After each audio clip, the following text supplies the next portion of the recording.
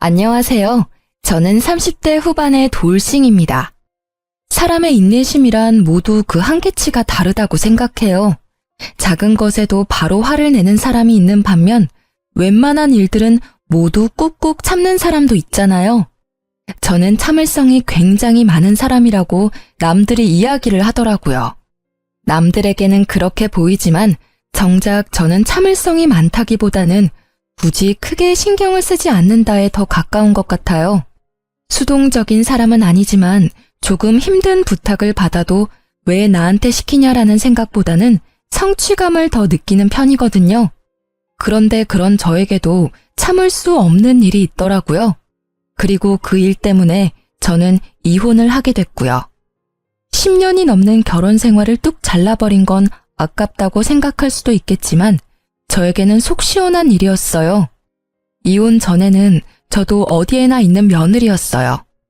옷가게에서 일하는 남편과 회사원으로 일하는 저는 맞벌이 부부였고 애는 초등학생 아들 하나에 4살 딸이 하나 있었어요. 그리고 남편은 삼형제 중 둘째였죠. 시부와 이혼한 시모는 시골에서 혼자 살고 있었어요. 그런 시모를 챙기는 건 언제나 제 몫이었어요.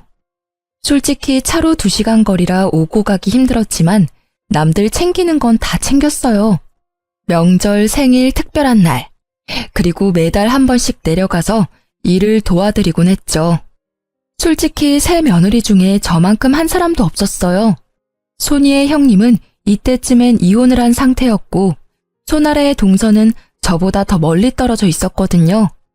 책임감 같은 건 아니었고 그냥 상황이 그렇게 됐고 저도 그런 일들을 나쁘게 생각하지는 않았어요. 친정엄마가 필요할 때 부르는 것처럼 시모도 필요하니까 부른다 싶었거든요. 시부라도 있었으면 또 달랐겠지만 혼자 있는 걸 아니까요. 그리고 그런 시모는 매우 성급한 사람이었죠. 뭐든 시키고 보자는 식인데 정작 제대로 알려주지도 않고 시키려고 하니 꼭 나중에 탈나게 만드는 사람이요. 게다가 인식이 아주 옛날 사람이라는 것도 있었어요. 며느리들 고생하는 건 당연하다고 생각하는 점이요. 편하게 앉아 있는 꼴을 못 본다고 해야 하나요? 추석 명절에 새 며느리가 전 부쳐놓고 준비 다 해놓고 믹스커피라도 한잔 할라 치면 꼭 그 이야기를 하는 거예요. 앉아 있을 시간 있으면 나가서 밭이라도 가꿔라. 여자 셋 모여서 할 일 없이 노닥거리는 게 웬 말이냐? 호시절이야 호시절. 어디 며느리가 시모 앞에서 노닥거리며 쉬는 꼴을 보여? 이런 시모의 말투와 행동을 못 버틴 게 첫째 형님이었죠. 시모가 가장 자주 불렀고 마치 식모처럼 부렸다고 하더라고요.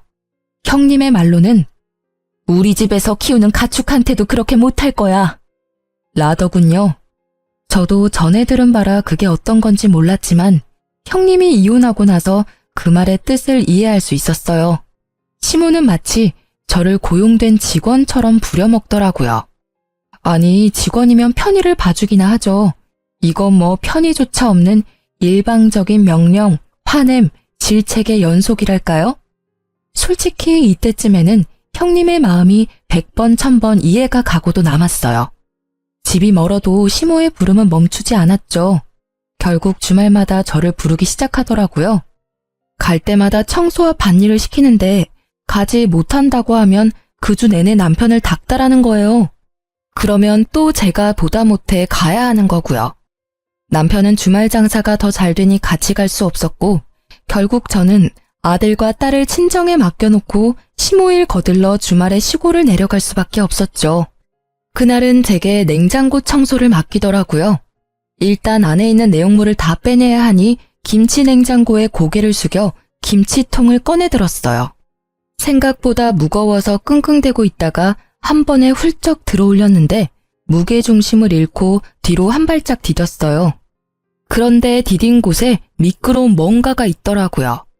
그걸 밟고 뒤로 넘어진 저는 뒤쪽에 있던 선반에 엉덩이를 부딪히고 말았어요. 그런데 너무 아픈 거예요. 진짜로 눈앞이 번쩍하는 통증에 들고 있던 김치통까지 떨어뜨리고 통증을 줄이기 위해 앞으로 고꾸라지듯 허리를 숙였어요. 엉덩이가 너무 아파서 견딜 수가 없는데 큰 소리에 뛰어온 시모가 한심하다는 얼굴로 쳐다보며 말하더라고요. 일하기 싫어서 요령 피우는 거 봐라. 요새 며느리들은 왜 이렇게 일하기 싫어하는 거냐? 빨랑 안 일어나? 안 아픈 거 다 알아. 어디서 이런 야가 빠진 것들만 데려와가지고는. 그렇게 막말을 던지는데 사실 이때는 화를 낼 상황도 아니었어요. 너무 아파서 정신이 없었거든요. 그런데 그때 제 발 쪽에 있는 수건이 한 장 보였어요. 아까 전에 시모가 청소하라며 던져준 마른 행주였어요. 딱 보니 제가 밟고 넘어진 게 이 행주 때문이었더라고요. 결국 저는 주섬주섬 일어나 가방부터 집어들고는 시모에게 말했죠. 너무 아프니까 병원 좀 다녀올게요. 아이고, 병원은 무슨. 걸을 수 있으면 안 아픈 거야. 꼴랑 선반에 박아놓고는 무슨. 저는 시모의 반대에도 동네 병원으로 향했어요. 뒤에서 시모가 소리를 지르는 것이 들렸지만 그 말을 듣고 있기엔 너무 제가 아팠거든요. 병원에 가서 엑스레이를 찍었는데 의사가 의아하게 보더라고요. 일단 엑스레이상 골절을 확인하기가 어렵다고 했어요. 부위로 보면 꼬리뼈랑 엉덩이뼈 쪽인데 옆에서 보면 약간 울퉁불퉁해 보이는데 그게 골절이 됐는지 안 됐는지는 이걸로는 보기 어렵다고 하더라고요.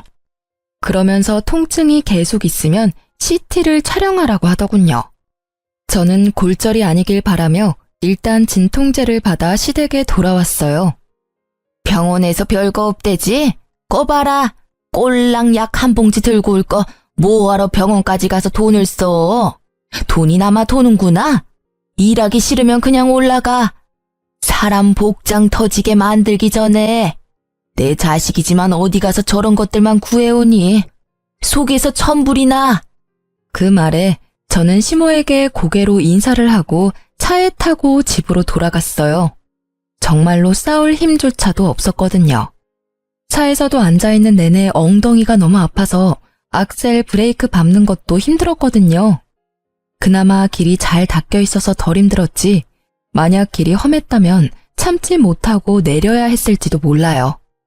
그날 저녁에 결국 저는 알아 누웠어요. 엉덩이가 아팠으니 배에 베개를 대고 엎드려 있었죠. 도저히 애를 볼 상황이 안 돼서 애들을 친정에 맡겨두고 혼자 끙끙대고 있는데 저녁 늦게 남편이 왔더라고요. 그런데 오자마자 화부터 내는 게 아니겠어요? 당신 도대체 오늘 무슨 일이 있었길래 엄마가 전화와서 난리야. 아니, 일 안 하고 싶으면 처음부터 내려가지를 말지. 왜 내려가서 또 이런 성가신 일을 만들어? 엄마 성격 알면서 꼭 이렇게 부스럼을 만들어야 돼? 나 아픈 거 안 보여? 아파서 집에 왔는데 그게 문제야? 게다가 다친 건 어머님 탓이 더 크다고. 나한테 소리치기 전에 제대로 알아보고 소리쳐. 아니 뭘 어떻게 다쳤다고 그렇게 끙끙대? 엄마 말로는 단순 타박이라는데 뭐가 그렇게 아픈데? 엉덩이 크게 부딪히지도 않았다며. 병원도 갔다 왔고 입원하라 소리도 없었다는데 그냥 일 좀만 해주고 오면 될 일 아니야? 아무리 일이 하기 싫다고 해도 이러면 엄마도 빈정상하지. 나 진짜 아프다고 말했지. 그리고 어머님이 수건을 밑에 던지지만 않았어도 내가 그거 밟고 넘어지는 일은 없었을 거라고. 넘어진 게 내 탓이니? 그리고 내가 아픈데도 무거운 거 들었다 놨다 하는 일을 해야 해. 그러다 내 몸 골병 나면? 애들은 누가 보고 일은 어떻게 해? 남편은 제 이야기에도 전혀 공감하지 않더라고요. 딱 보니 제가 단순 타박이라는 생각 때문에 더 쉽게 보는 것 같더라고요. 그런데 통증이 전혀 가시질 않고 더 심해져서 결국은 다음날 병원을 방문하게 됐어요. CT를 찍었더니 청골이라는 엉덩이 뼈가 골절이 돼서 앞뒤로 갈라져 있더라고요.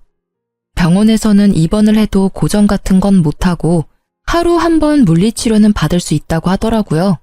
아플 때 진통제 정도 놔주고요. 다른 부위면 깁스를 하거나 수술을 할 텐데 엉덩이 뼈는 그냥 그대로 낫게 두는 수밖에 없다고 하더라고요. 입원을 하겠냐는 말에 어차피 안정을 취해야 한다면 집에서 약이나 먹으면서 요양하겠다고 했어요. 의사에게 물리치료는 한 번씩 나와서 받으라는 이야기를 듣고 집에 와서 쉬고 있었어요. 그런데 너무 아파서 집안일을 할 수가 없었어요. 움직이면 통증이 더 심해져서 무리더라고요. 결국 애 하원도 남편에게 부탁했죠. 그런데 남편은 엄청 툴툴대며 집에 오더라고요. 아직도 꾀병이야? 알겠어. 당신 아픈 거 알겠으니까 그만 좀 해. 집안일도 안 해놓고 애는 나한테 맡기고 이쯤하면 되는 거 아니야? 무슨 시위를 이따위로 하는 건데? 시위? 남편의 말에 저도 말이 곱게 나갈 리가 없었죠. 말보다는 보는 게 더 빠를 것 같아서 제가 찍어온 CT 사진을 보여줬어요. 이래도 내가 꾀병이야? 엉덩이 뼈가 찢어져서 앞뒤로 갈렸는데 뭐? 꾀병? 최소 한 달은 쉬어야 한대. 입원하라는데 그냥 왔거든? 그걸 보는 남편의 입은 열리지 않더라고요. 아니, 뼈가 앞뒤로 갈라져서 앉지도 서지도 못하는데 일을 할 수 있었겠어?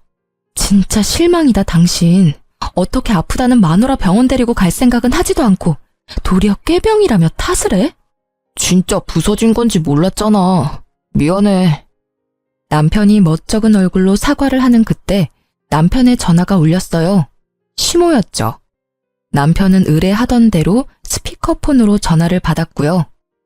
애미한테 이번 주말에 집에 와서 일 좀 거들라고 해라. 저번 주에 그렇게 해놓고 가서는 집이 엉망진창이야. 지가 싸지른 건 치워야지. 가란다고 홀라당 집으로 가. 어디 버르장머리 없이. 어머니, 안사람 집에 못 가요. 엉덩이 뼈 골절됐대요. 어디서 거짓말이야? 꼴랑 그렇게 넘어진 걸로 엉덩이 뼈가 부러지면 내 뼈는 남아나지도 않았어. 일하기 싫어서 관두라 그래. 우리 집에 그렇게 요령 피우는 며느리는 필요 없다. 진짜 골절이에요. CT 찍었는데 앞뒤로 갈렸더라고요. 그러니까 어머니, 당분간은 이 사람 말고 다른 며느리 부르세요. 남편의 간곡한 말에도 시모는 의심이 되는지 다음날 집에 왔더라고요. 또 누워있냐? 뭐가 그렇게 아파서 누워있어? 시어머니 오셨으면 발딱발딱 일어나서 맞이해도 모자랄 판에. 어머님, 제가 골절이라고 들으셨잖아요. 못 믿어서 오신 거면 의사 선생님한테 가서 확인하세요. 그러지 않아도 물리치료하러 가야 되니까요. 결국 의사의 이야기를 듣고서야 시모는 조용해지더라고요. 그렇게 집으로 왔는데 남편이 시모에게 전화했더라고요. 집에 오셨으니 집안일 좀 해주고 가시라고. 결국 시모는 씩씩대며 집안일을 해놓고 이틀 뒤에 가셨어요. 시모가 던진 수건 한 장에 넘어지게 됐으니 저한테 뭐라 말은 못하셨죠. 결국 남편의 부탁으로 이틀 동안 제 수발을 들어준 시모를 보니 속이 다 시원하더라고요. 제가 지금 아니면 언제 시모의 수발을 들어보겠어요? 그렇게 시모가 저의 수발을 들고 간 지 얼마 되지 않아 시모에게 연락이 왔더라고요. 저희 집 근처로 이사 오신다고요. 아무래도 첫째 형님 내외 이혼하고 일 부려먹을 사람 없으니 우리 집 쪽으로 이사 오시는 듯 했죠. 걱정이 앞섰지만 설마 지금보다 더 괴롭히겠나 싶은 마음이 컸어요. 그런데 설마가 사람 잡는다고 이사한 날부터 저를 그렇게 괴롭히더라고요. 저녁 시간 주말 할 것 없이 제가 일을 하지 않는 시간만 골라서 저를 불러내더라고요. 이유도 다양했어요. 집 청소, 요리, 짐꾼, 행사, 수발 등등등. 저는 화가 날 대로 났지만 참았어요. 혼자 사는 시모가 힘들 때는 부를 수도 있지 하고 좋게 넘어가려고 했는데 결국 그렇게 넘어갈 수 없는 일이 생기더라고요. 그날은 둘째가 어린이집 다녀온 길이었어요. 밤중부터 오르던 열이 해열제를 먹여도 내려가질 않더라고요.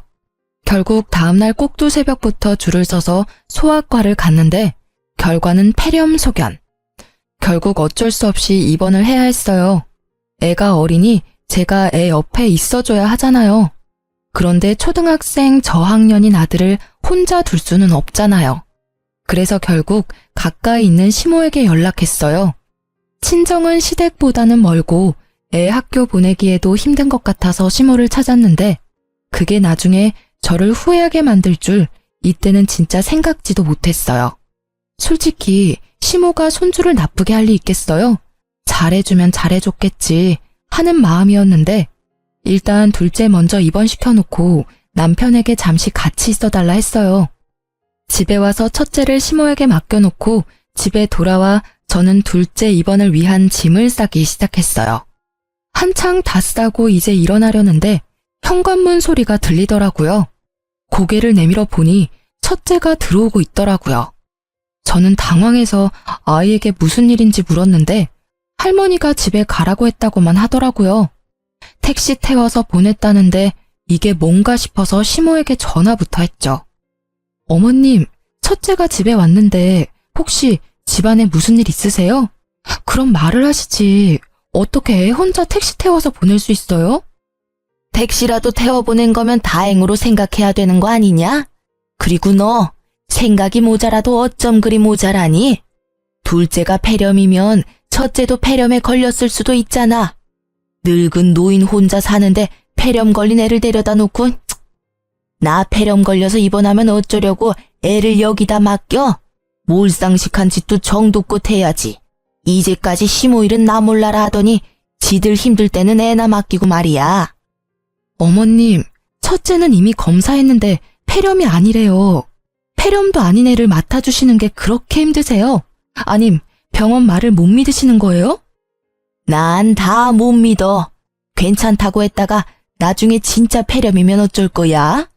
나 죽는 꼴이 그렇게 빨리 보고 싶니? 아예 나 죽으라고 고사라도 지내지 그래. 그 막말에 제가 할 수 있는 말은 없었어요. 말이 통해야 말을 하죠.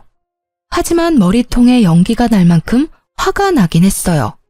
저를 괴롭히는 건 참을 수 있어도 내 자식 괴롭히는 건 못 참겠더라고요. 저는 결국 아무 말 없이 시모 전화를 끊었어요.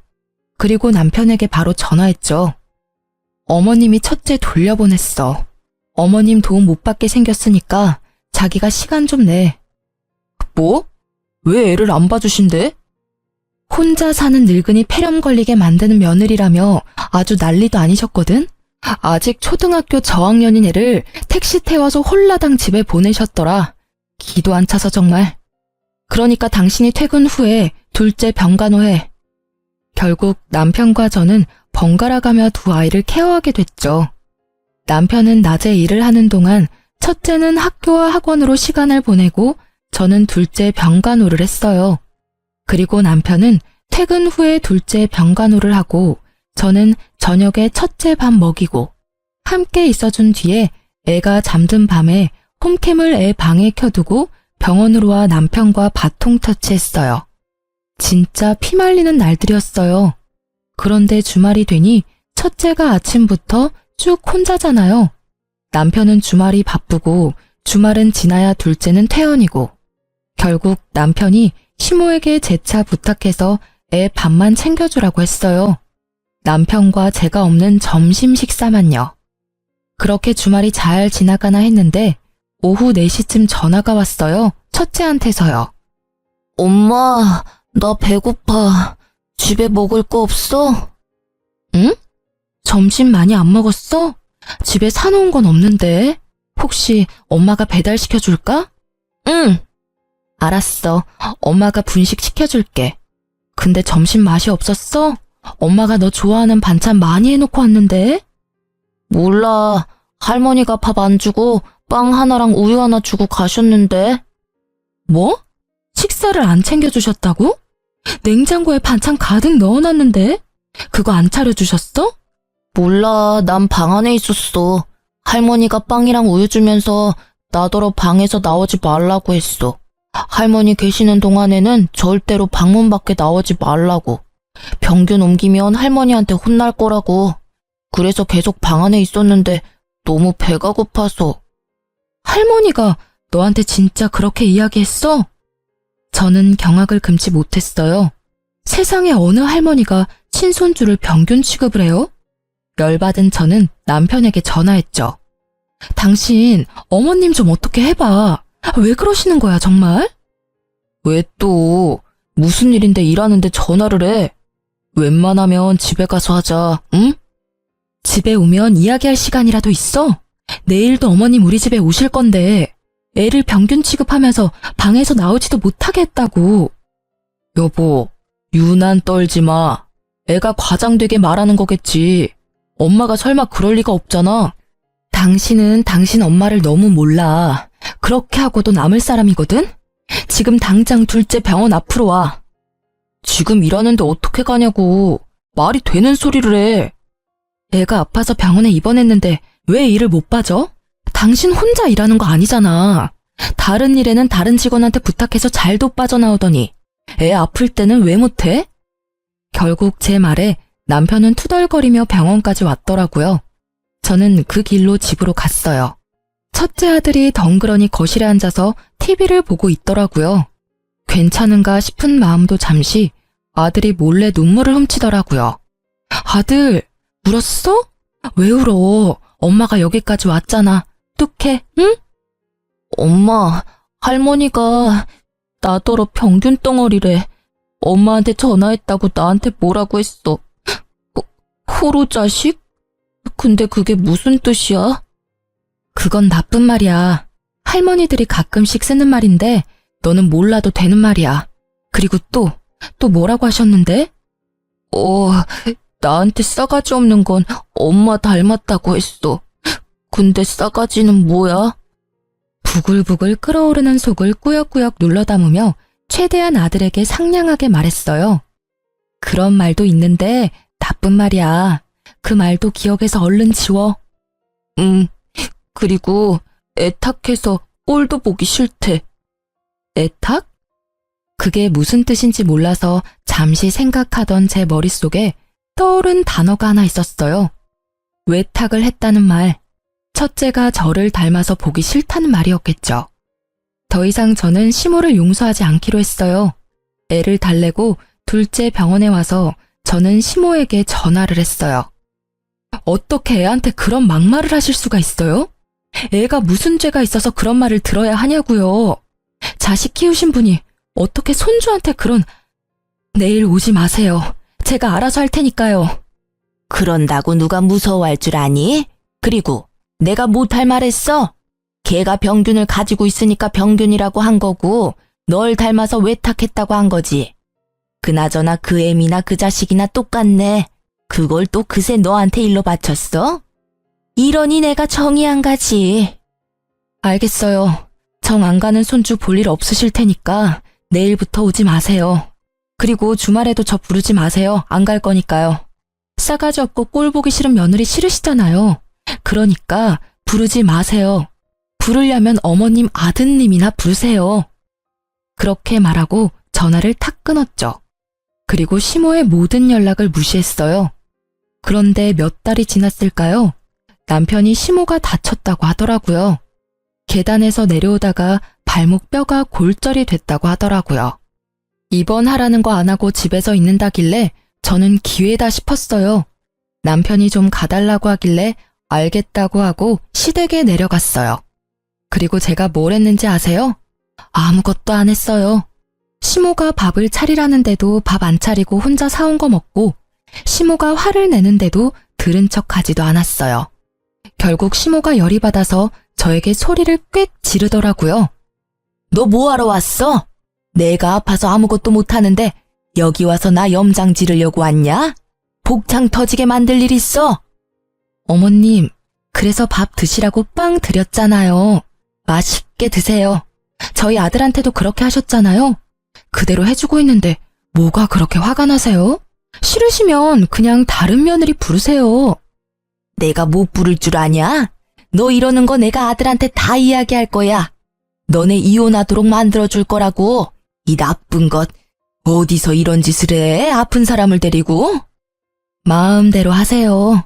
어차피 첫째 며느리는 어머님 성화에 못 이겨서 이미 이혼했고 막내 며느리도 척치고 살고 계시잖아요. 아들 셋에 두 며느리가 담을 쌓았는데 곧 저도 담 쌓고 지내게 생겼네요. 제 말에도 시모는 당당한 표정으로 남편에게 전화를 걸더라고요. 스피커폰으로요. 예, 너 이리 와라. 네 마누라 어떻게 좀 해. 나 아파서 수발 들러와 놓고는 꼴랑 빵 한 쪼가리 주고는 밥 먹으란다. 어디서 이런 미친 것을 데려왔어? 아, 진짜. 와이프 좀 바꿔줘봐요.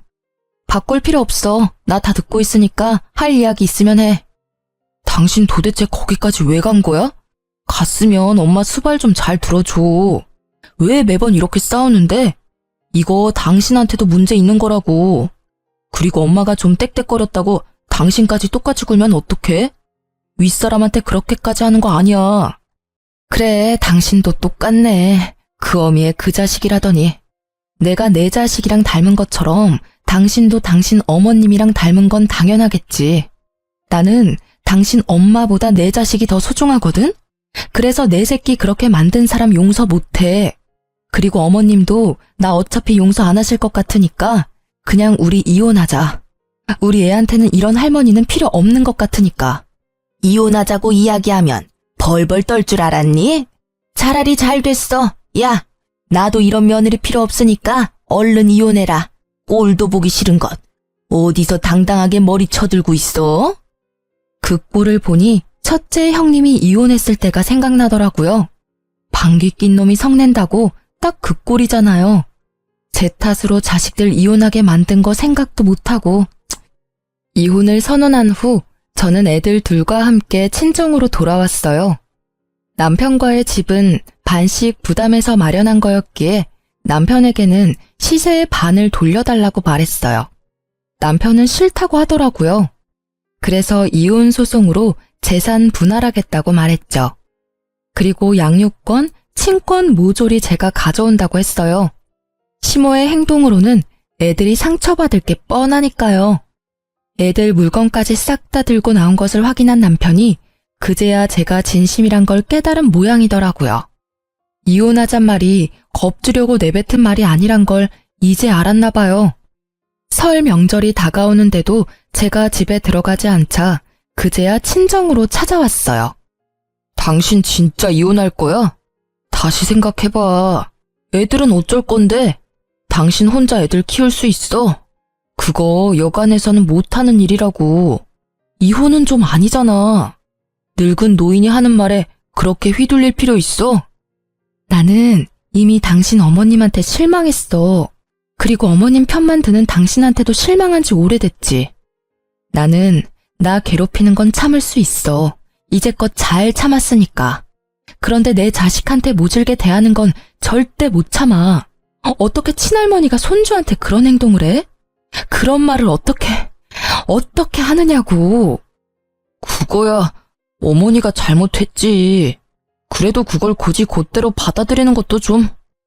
내가 받아들여야 하는 거였으면 흘려들었겠지. 근데 애잖아. 애는 무슨 죄가 있어서 그런 소리 듣고 상처받아야 하는데. 결국 제 말에 할 말이 없어진 남편이 입을 꾹 다물더라고요. 그때 제 폰으로 연락이 왔어요. 저는 전화를 받았죠. 형님, 저 막내예요.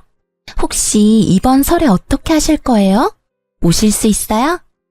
미안해 동서. 나 이혼하기로 했어. 이제 그 집안 사람 아니니까 설에 내려가는 건 알아서 결정해야 될 것 같아. 어머님이랑 무슨 일 있으셨죠? 저 진짜 미치겠어요. 형님이 없으니까 저한테 매일같이 전화 오셔서 며느리 잘못 봤다면서 늙은 노모 모시지도 않는다고 난리를 치시느라. 동서한테만 그러면 다행일 거야. 나는 진짜 우리 첫째한테 한 거 생각하면. 저도 이제 연락 끊어야 할까봐요.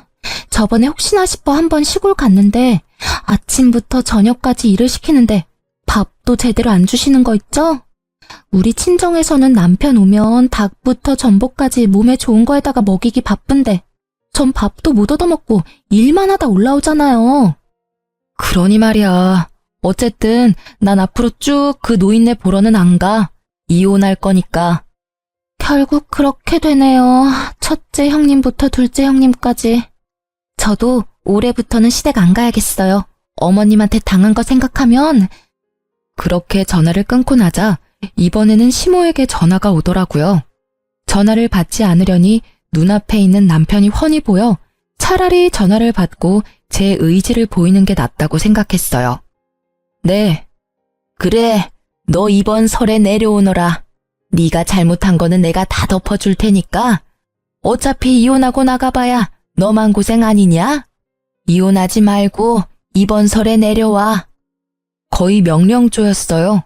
제가 마치 무조건 받아들일 것처럼 말하더라고요. 그때 남편이 한마디 하더라고요. 만약에 이혼하면 애들은 내가 데리고 갈 거야. 다른 사람 손에 크는 거 난 못 봐. 당신은 애들 보기 부끄럽지도 않아? 어떻게 애들 할머니랑 싸우고 이혼한다고 할 수가 있어?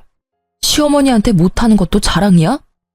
제가 뭐라고 맞받아 치려는데 옆에 있던 아들이 제 옷자락을 꾹꾹 잡아당기더라고요. 애 앞에서 이렇게 싸울 일이 아니라고 생각하면서 첫째를 달래려던 그때 첫째가 한마디 하더라고요. 아빠랑 엄마랑 헤어지면 나 아빠 따라가야 해. 아빠 바쁘면 나 또 할머니랑 있어야 하는데. 나 할머니 집에 보낼 거면 나는 아빠랑 같이 안 살고 싶어. 그 말에 남편은 꿀먹은 벙어리가 됐죠. 전화를 통해서 첫째의 이야기를 듣고 있던 시모는 노발대발하며 소리 지르더라고요. 이 싸가지 없는 놈. 며느리 네가 애를 저렇게 싸가지 없는 놈으로 키웠어. 어디 어른 앞에 두고 못하는 말이 없어? 애한테 소리 지르지 마세요. 아들, 외할머니 방에 가 있어. 애를 안방으로 보내놓고 제가 남편에게 말했어요. 애들 마음에 얼마나 상처가 컸는지 이제 알겠지? 당신도 눈이 있고 귀가 있으면 이제 그만 좀 잘 살펴보라고. 저 작은 애도 제 할머니 집에 안 가려고 난리잖아. 저 애 데려가서 행복하게 키울 자신 있어? 애가 벌써 불행한데. 미안한데 나 이혼 번복 안 해.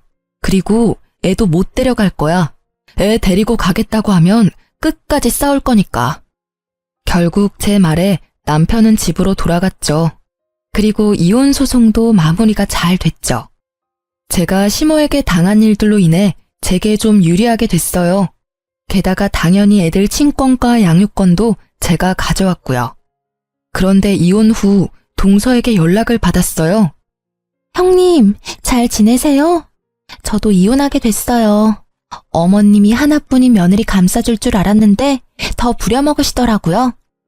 게다가 조금이라도 바른 소리 할라치면 두 형님들 욕을 하면서 저한테 똑같은 년이라고 막말을 하시는데 어떻게 그걸 당하고 사셨나 몰라요. 남편에게 이야기했더니 엄마가 원래 그런 성격인 걸 어쩌냐네요. 참나. 내 편 들어줬으면 시댁이랑 인연 끊고 남편이랑 잘 살아보려 했는데 세상 일 제 맘대로 되는 게 하나도 없더라고요. 그리고 혹시 아세요? 고부 갈등으로 이혼하는 거면 시모한테 위자료 청구도 된대요. 전 제가 당한 일 다 증거 모아서 위자료도 청구했어요. 동서의 말에 저는 웃을 수밖에 없었어요. 형제 셋이 나란히 시모를 이유로 이혼하게 된 것이 너무 웃기더라고요. 결국 돈까지 뜯기고 며느리들은 모두 이혼하는 상황이 되니 지금은 더 이상 삼형제 중 그 누구도 시댁에 들리지 않는다더군요. 참 꽃이다 했어요. 이혼 후에 저는 친정과 가까운 곳에 자리 잡고 애를 키우고 있었어요. 친정 부모님의 도움을 많이 받았어요. 애들은 친정엄마와의 사이에 애착이 잘 형성되었던 터라 부모님에게 뭔가 해드리고 싶은 마음으로 여행을 갔어요. 그런데 여행지에서 돌아오다가 엄마가 돌뿌리에 걸려 넘어져 대퇴골 골절로 요양병원에 단기 입원하게 됐어요. 3달간의 치료가 끝나면 집으로 다시 모셔가려고 했죠. 친정엄마 입원 후 2달 동안은 매일같이 친정엄마를 보러 갔어요. 그리고 매주 주말에는 오빠 내외와 함께 애들 둘을 데리고 함께 병문안을 갔죠. 그렇게 퇴원을 2주 앞두고 주말에 가족 다 같이 엄마 면회를 가던 날이었어요. 병실에 들어가다가 저는 깜짝 놀라 멈췄어요. 그 방에 전 시모가 앉아있는 게 아니겠어요? 이게 무슨 일인가 싶었는데 아들이 아무것도 모른 채 들어오다가 전 시모의 얼굴을 보고는 제 뒤로 후다닥 숨어버리더라고요. 저 망할 놈. 넌 할머니한테 인사도 안 하냐? 예의는 어디 갖다 팔아먹었어, 어? 여전히 싸가지 없는 걸 보니 네 엄마가 아주 잘 키우고 있나 보다, 응? 그 빈정거리는 말투에 그 카랑카랑한 목소리. 전혀 예전과 달라진 게 없는 모습을 보니 오랜만에 가라앉았던 화가 솟구치는 기분이었어요. 아니, 왜 남의 귀한 손주한테 소리 질러요? 애 놀라면 당신이 책임질 거야. 우리 강아지 일로 와. 저 망할 할망구가 노망이 들었나? 왜 애를 울려? 친정 어머니의 등 뒤로 쫓아가 숨는 손주를 보던 시모가 이번에는 막말을 쏟아붓더라고요. 아이고, 네가 우리 아들이랑 결혼만 안 했어도, 네가 아들이랑 이혼만 안 했어도 내가 이 꼴로 병원에 갇혀있지는 않았을 거다. 망할년, 내 신세가 어쩌다 이리 됐을꼬. 처음부터 니년이랑 우리 아들을 결혼시키는 게 아니었어. 애초부터 마음에 썩 들지도 않은 며느리를. 네 엄마도 참 딱하다. 친정엄마 여기 버려두고 니들끼리 잘 지내고 있겠지. 저는 어이가 없더라고요. 우리가 어떻게 지냈는지 알지도 못하는 사람이 왜 우리 일에 이렇게 참견인 건지. 제가 한마디 하려는데 갑자기 옆 침대 아줌마가 먼저 말을 하더라고요. 아니, 언제 봤다고 할머니네 가족을 욕해요? 이만큼 화목한 가족도 없는데. 노인네가 노망이 들어도 한참 들었구만. 다른 사람들이 다 그런 짓 해도 이 집 사람들은 그럴 리 없어요. 이렇게 알뜰살뜰 엄마를 보살피고 간병하는 것도 힘든 일인데 제 집 팔아서 친정엄마 집을 다니게 쉽게 고쳐주는 건 더 힘든 일이지. 세상에 이런 딸 있으면 소원이 없겠구만. 그렇지. 나는 아들 하나 있었으면 이런 며느리 하나 얻고 싶구만.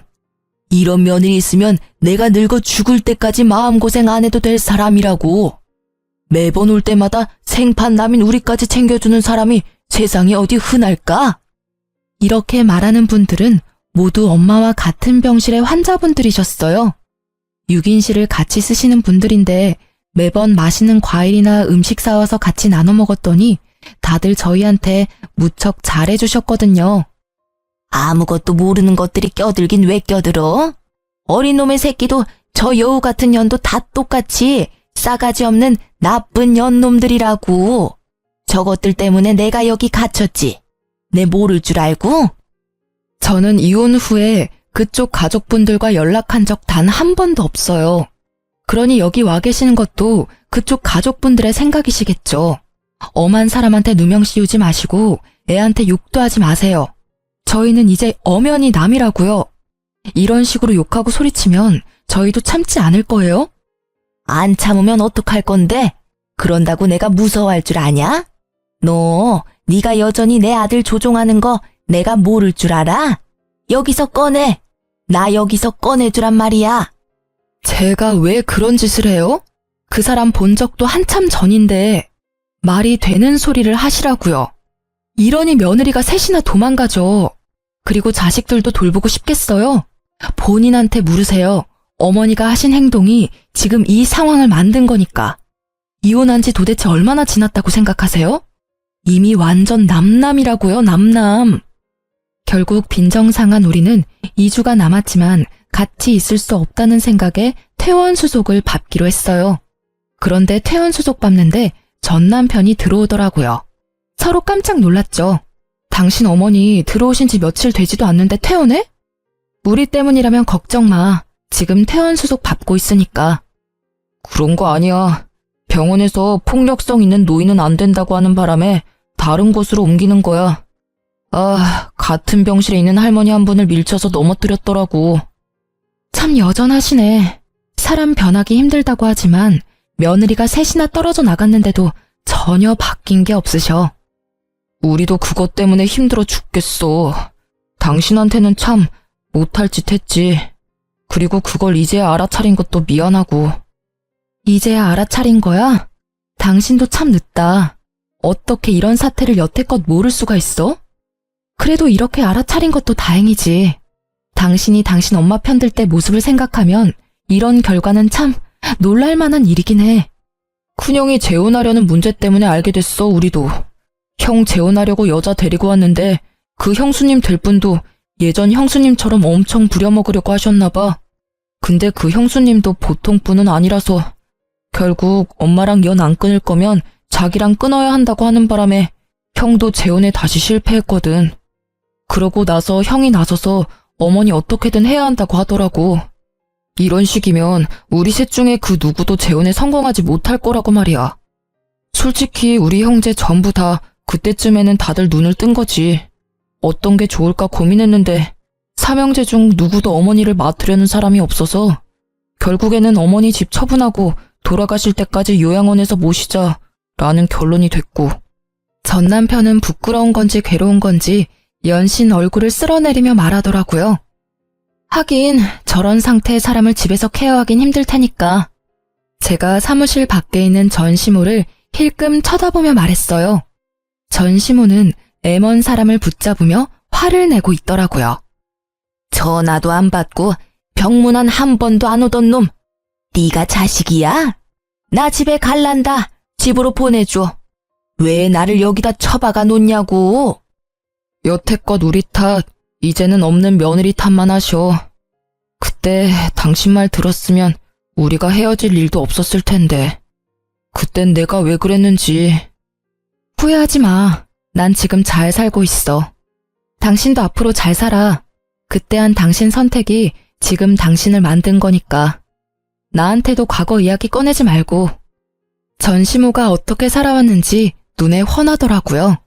사람을 칼같이 쳐내며 좋으실 대로 살아오셨으니 옆에 버틸 사람이 없는 거겠죠. 그렇게 시모가 사무실 밖에서 집에 가고 싶다고 외쳤지만 결국 다음 목적지는 다른 요양원이더라고요. 마지막까지 시모는 자기 잘못을 모르더라고요. 아들들에게 배신당한 것을 이제는 없는 며느리 탓을 하는 걸 보니 말이에요.